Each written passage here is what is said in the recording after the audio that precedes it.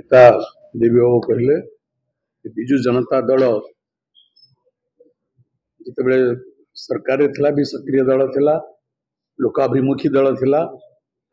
लोक संपर्क अभियान आम सब चलुला। आज आम विरोधी दल रे अच्छु। ओडिशार बृहत्तम विरोधी दल,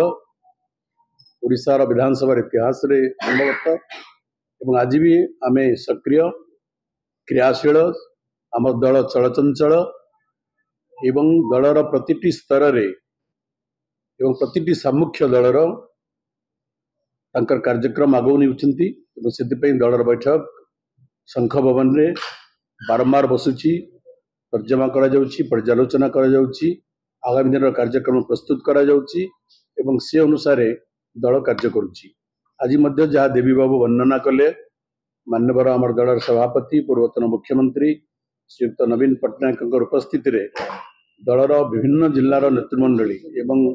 दलर सभापति जो विभिन्न कमिटी गठन करिसंती से कमिटीर आवाहक माने एवं से कमिटीर सदस्य माने आम दलर सबु जिलार सांगठनिक जिलार सभापति माने एवं अन्यान्य वरिष्ठ कर्मकर्ता माने दिन तमाम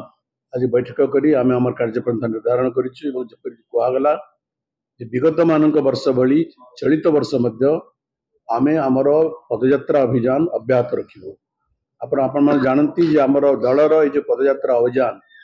एटा नुआ कार्यक्रम नुहे। आमे विगत अनेक अनेक वर्ष धरिक ये कार्यक्रम करुचु एवं आमे सरकार रे थाओ कि विरोधी दल रे थाओ कि फरक पड़िबो नै एवं ए कार्यक्रम रे जो मुख्य आभिमुख्य हला लक्ष्य हला जे लोकंक सहित मिसिबा, लोकंक गहन को जीवा, गाँ गंडा को पादरे चलित जीवा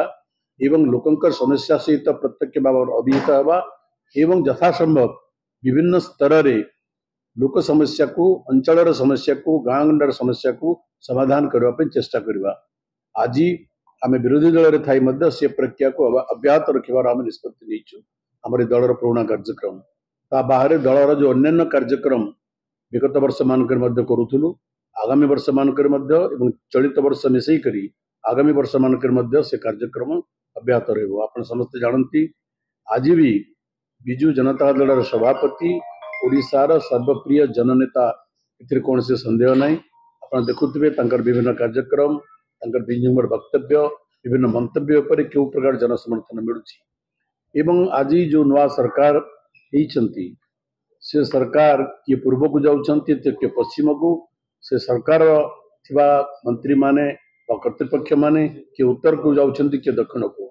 संध्यारे गोटे निष्पत्ति घोषणा करुचंती विधानसभा रे एवं आर दिन सकाळे से निष्पत्ति को मध्य परिवर्तन कर दउचंती। तेणु एथुरु जाडुथबा सरकार भितर सामंजस्य नहीं, समन्वय नहीं,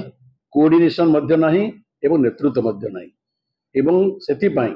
आज विरोधी दल नेता भाव में पूर्वतन मुख्यमंत्री श्री नवीन पट्टनायक नेतृत्व ओडिशार लोक केवल मन पकौ ना, ओडिशार लोक पुणी खोजुंट। आगामी जो कार्यक्रम विजु जनता दल हम से कार्यक्रम मानक जरिया दल को आम आहरी संगठित करूँ एवं ओडिशार कोटि कोटि लोकंकर जो आशा भरोसा थू ये 90 दिन सरकार धूलिसात करदे स्वतस्फूर्त भाव से आशा से भरोसार केन्द्रबिंदु पुणी नवीन पट्टनायक होती विजु जनता दल होची। आमे लोकंक प्रति प्रतिश्रुतिबद्ध ओडिशा लोकंक आगे जे आमे लोकंकर आशा आकांक्षार स्वप्न को पूरण करने सकल उद्यम जारी रखिबा।